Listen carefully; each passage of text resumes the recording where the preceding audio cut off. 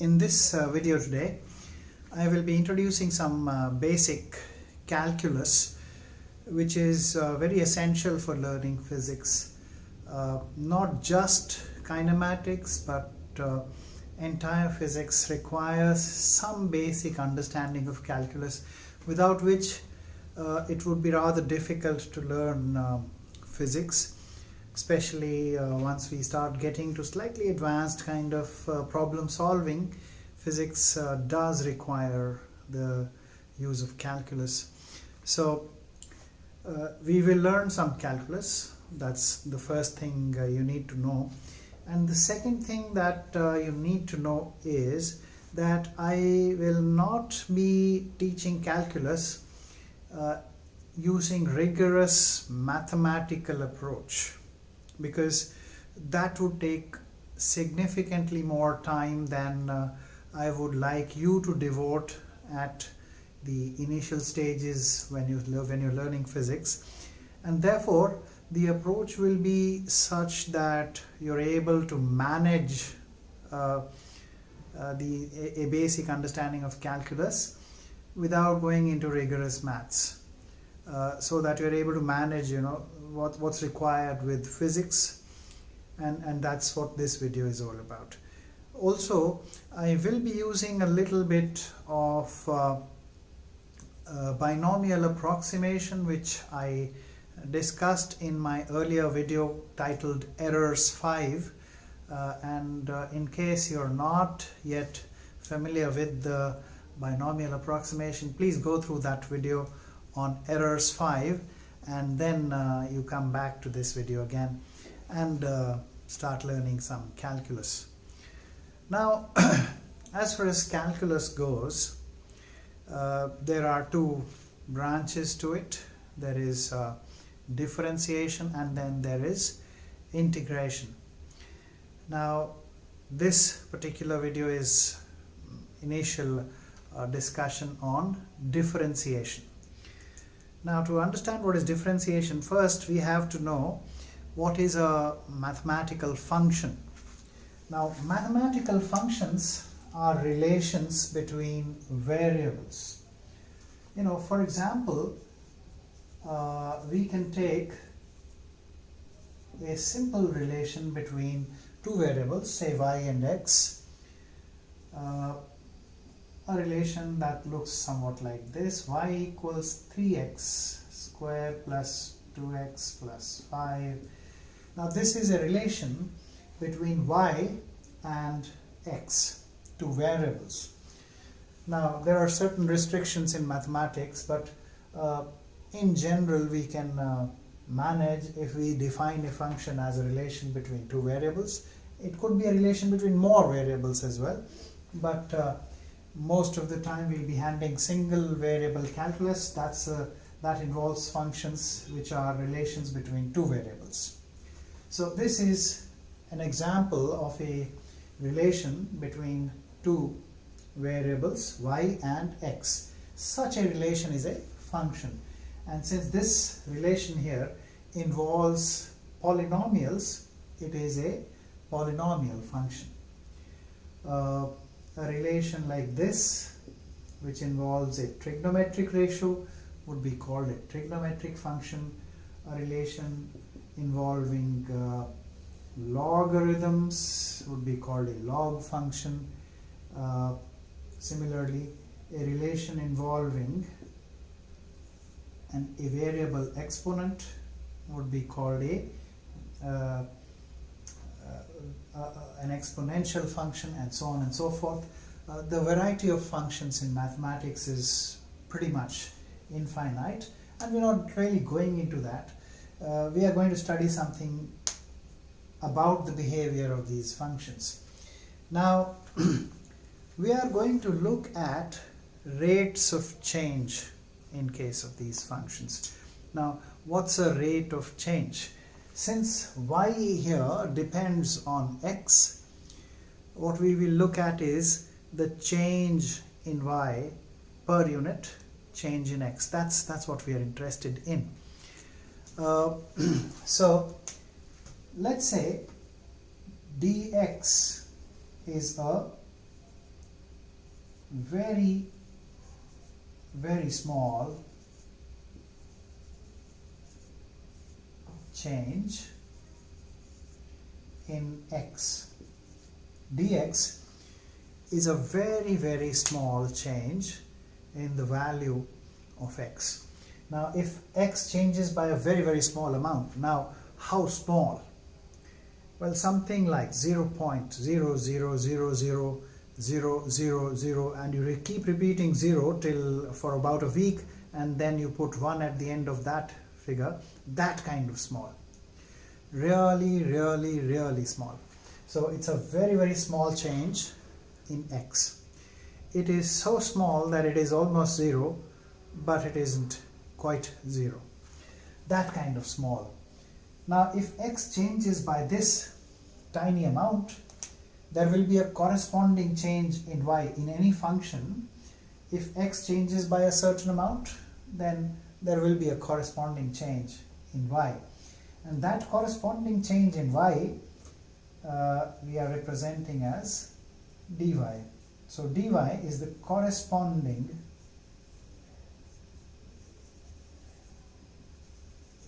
change in y.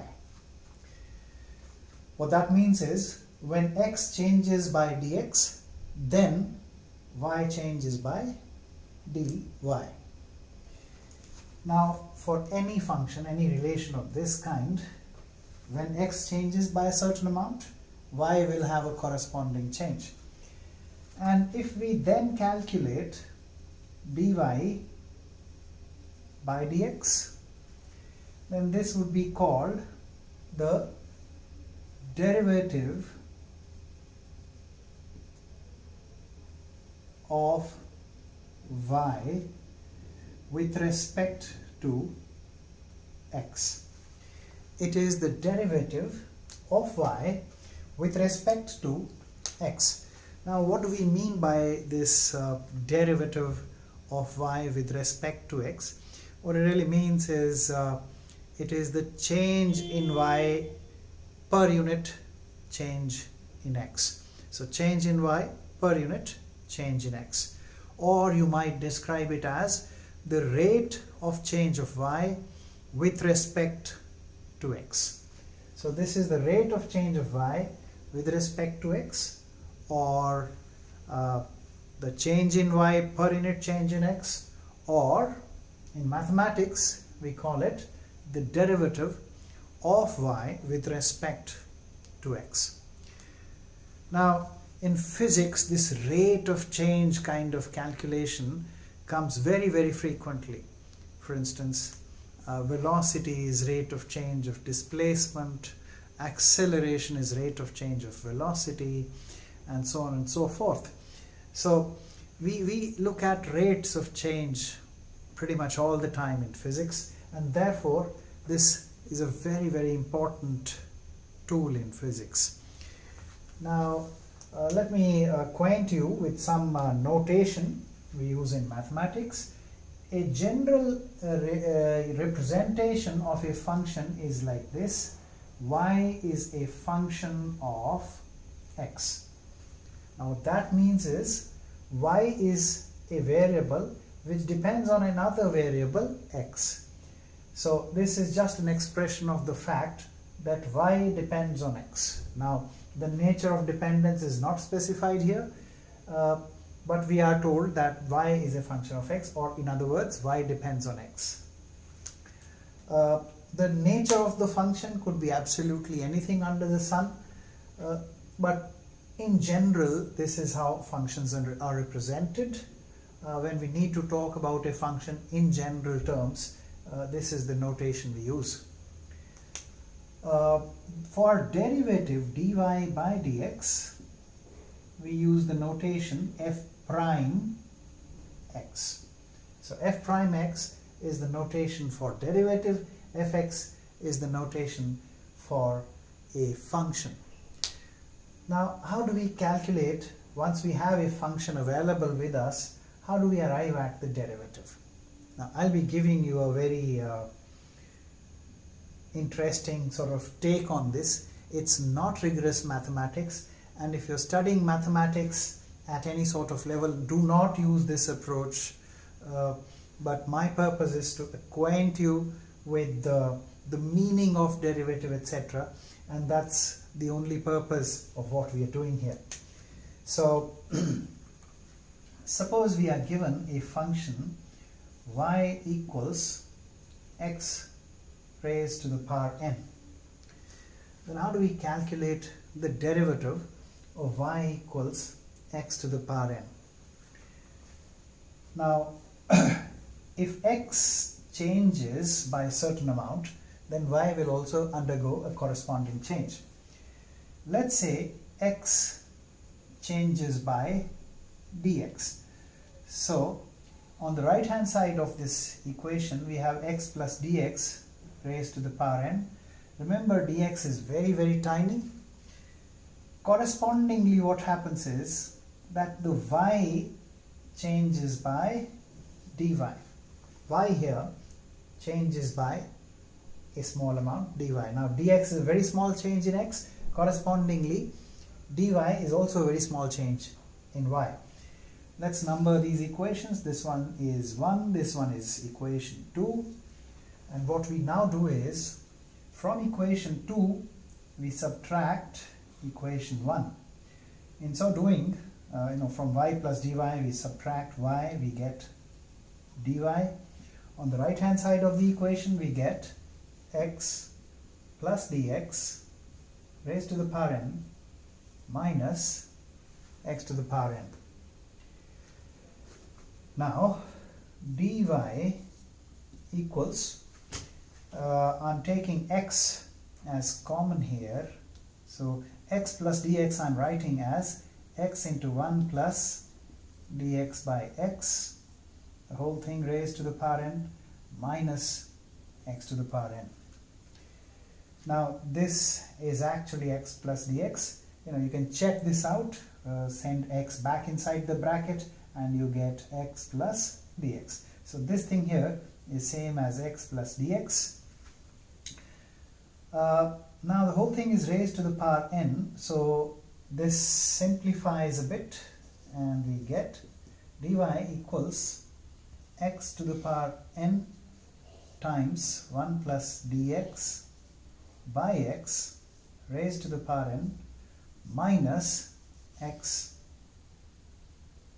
to the power n.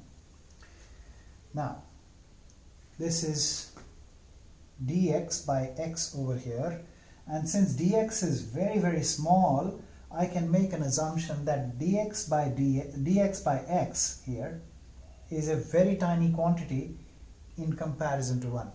I'll repeat the argument. Since dx is a very tiny quantity, dx by x should be very, very small in comparison to 1. And therefore, applying binomial approximation becomes a possibility here. And therefore, we get dy equals x to the power n times, now you recall, binomial approximation is 1 plus x to the power n equals 1 plus nx. So this becomes 1 plus n times dx by x minus x to the power n. And so dy equals x to the power n plus n into x to the power n by x into dx minus x to the power n. Now this x to the power n, this cancels out, and so we have dy equals x to the power n by x becomes x to the power n minus 1. So we have n times x to the power n minus 1 times dx. Now you can divide by dx on both sides of the equation and you get your dy by dx, and it equals n times x to the power n minus 1. So if your function is y equals x to the power n, then its derivative will be given by dy by dx equals n times x to the power n minus 1. Now you need to commit this to your memory. It's a standard formula, it's a standard result which we will be using very, very frequently. Now just maybe an example or two on this. Suppose you're given y equals root of x. Now root of x is x to the power half, and if we now apply this formula, we get dy by dx equals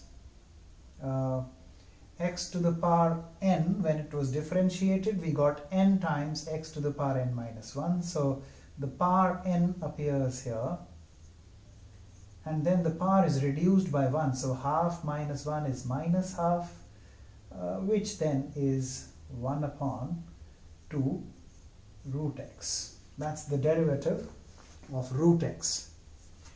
Another example on this, suppose y equals 1. Now 1 is of course x to the power 0, and therefore dy by dx will be 0 times x to the power minus 1, but then 0 times anything is 0, so you get 0. And this was fairly obvious, since 1 is a constant. 1 is something that does not change. Its rate of change would logically be 0. So this then is the result or the formula for derivative when you're given y equals x to the power n. The derivative comes out to be n times x to the power n minus 1. Now just like we have this result, there are a whole lot of results that can be used for differentiating or finding the derivative of a whole lot of mathematical functions. Now the variety of functions in mathematics is pretty much endless, and at times you need to differentiate many of those exotic functions in mathematics, but in physics we can pretty much manage with a fairly small number of functions. So the formulae for differentiation,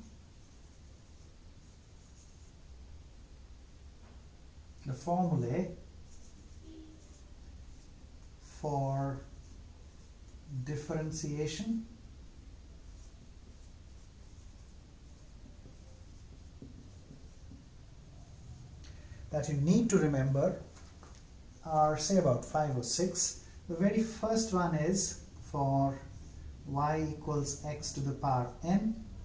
Here dy by dx equals n times x to the power n minus 1.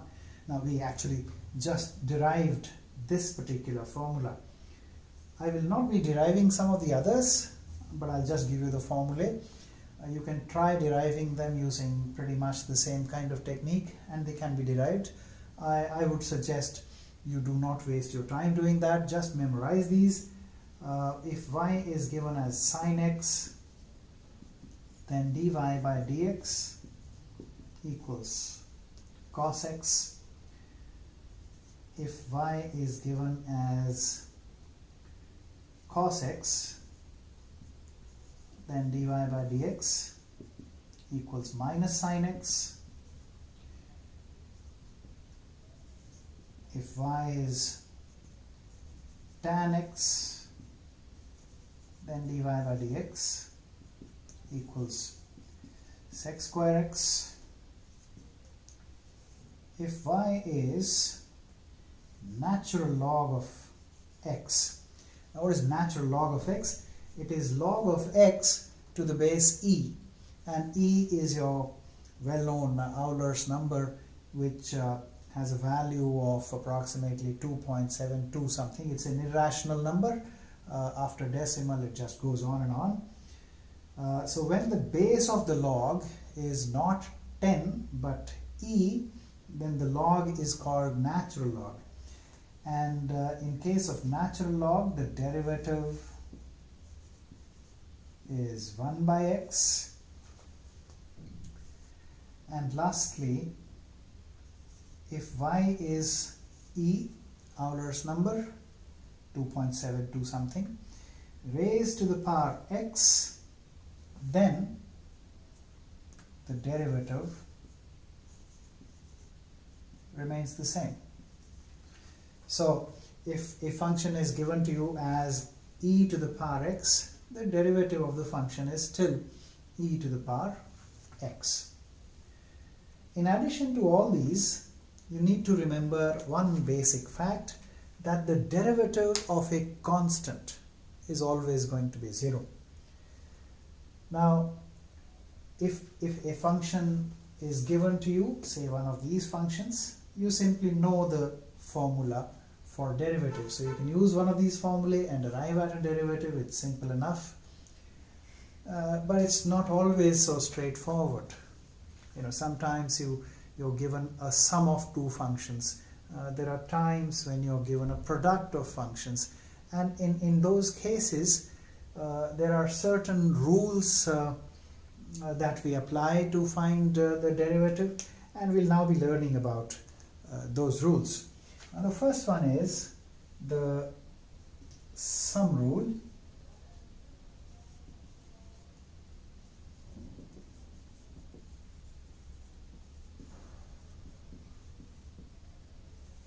As I said, the first one is the sum rule, where you have the sum or the difference of two functions. Now you're given a sum of two functions. The derivative will simply be the sum of their derivatives.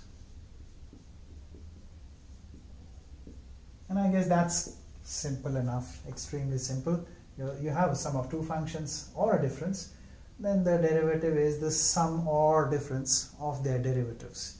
You can take a simple example, y equals x cubed plus sine x, and in this case dy by dx simply equals 3x square, derivative of the first function, plus cos x, that's the derivative of the second function.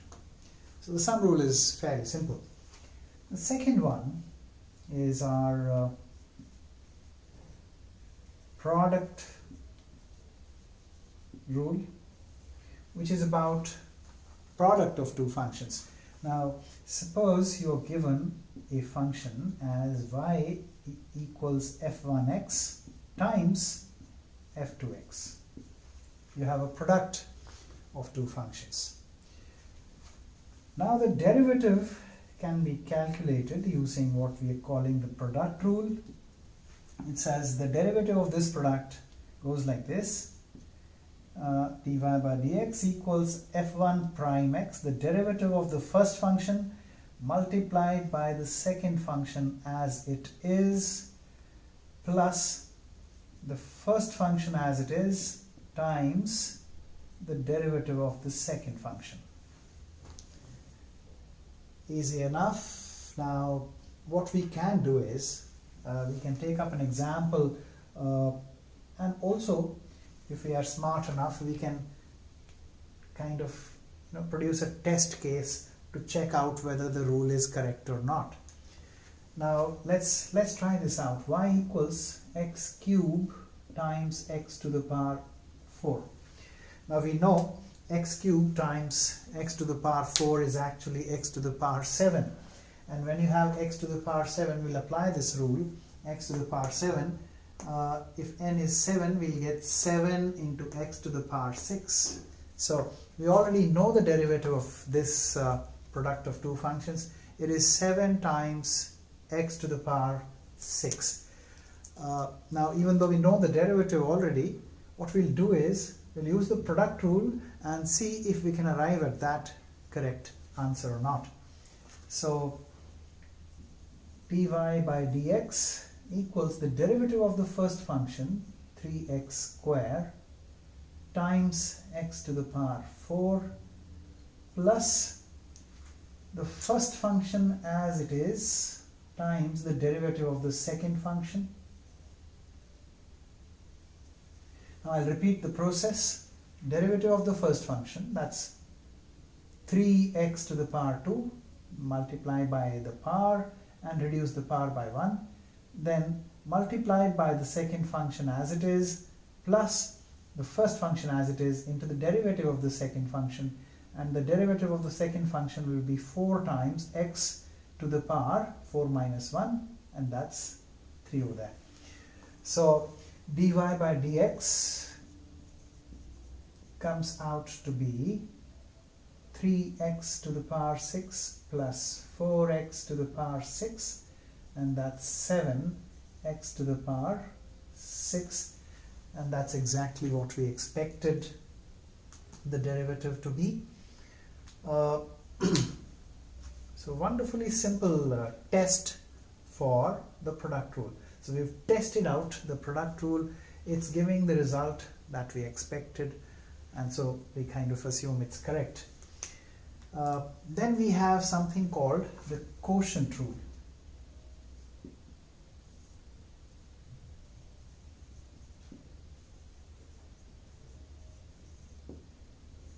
Now this is used, as the name suggests, when you have a quotient of two functions. So you're dividing one function by another.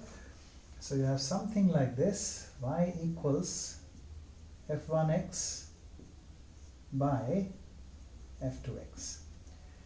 Now the derivative goes like this.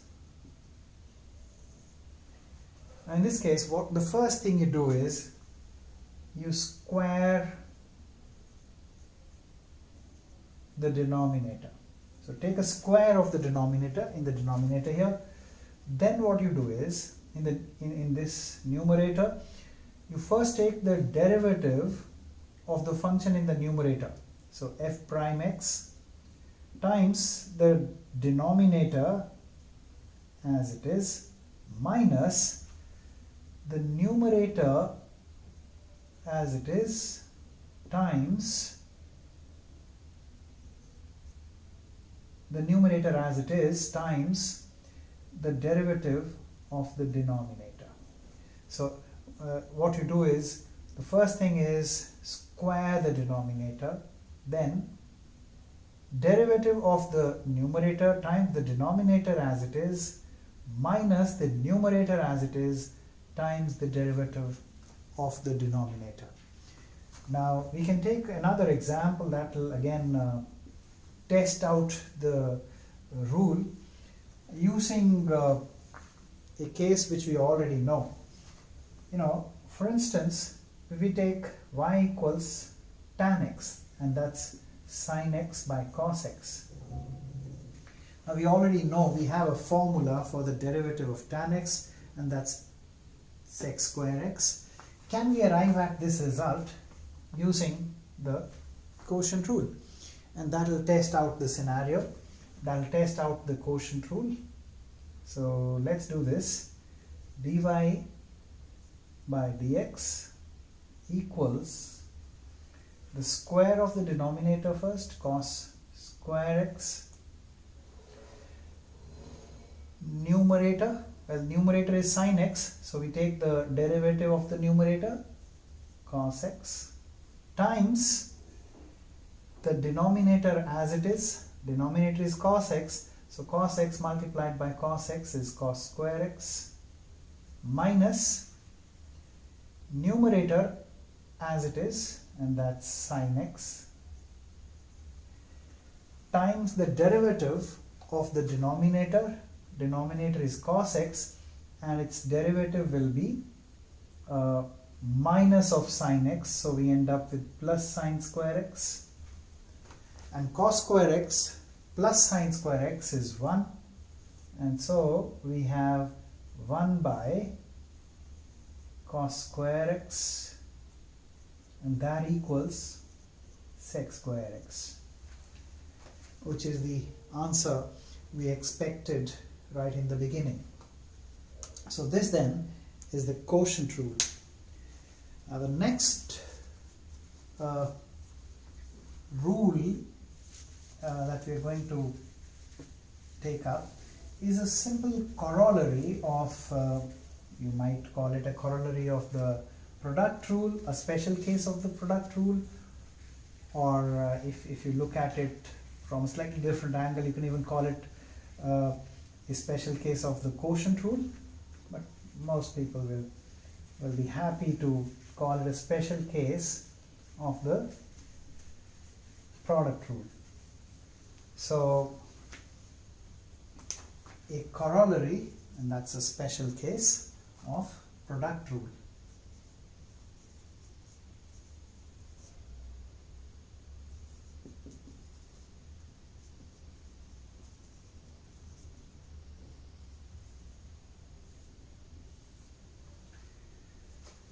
Now, imagine that you're given some constant times a function.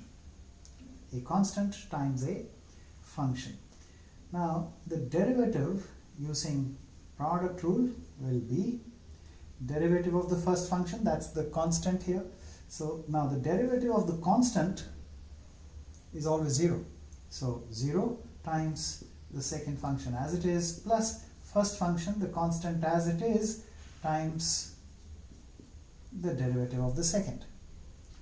So dy by dx equals the constant times the derivative of the second function. So when you have a constant times a function, the derivative equals constant times the derivative of the function. Now you can take a simple example to make this a little more clear. Y is 5 sine x. Now what will be the derivative?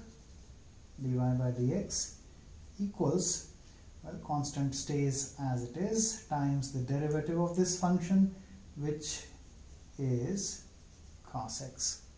It's a very simple rule, very simple corollary to the product rule. Now there is another very interesting and slightly tricky case of what's called the chain rule, which comes in handy when we have a function of a function kind of a situation.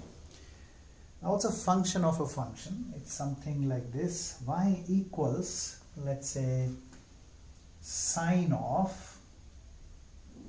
Now usually we take sine of x, but this time it is a sine of x cube. So we've applied the function of sine on another function, and that function is x cube. So a function applied on another function. That's the situation we are discussing here. This is called the chain rule. Now what we can do here is we substitute x cube as z, or z as some people like to call it. Z equals x cube. Now y becomes sine of z.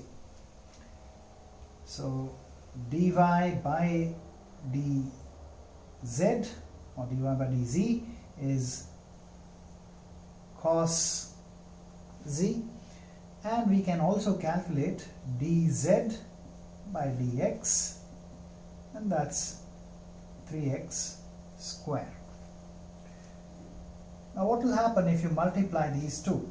If you multiply dy by dz with dz by dx, these two cancel out, and what do we end up with? We end up with dy by dx. So dy by dx is the product of these two. Dy by dx is the product of these two, and these two we've already calculated. They are cos z times 3x square. and we are already aware of what z was. Dy by dx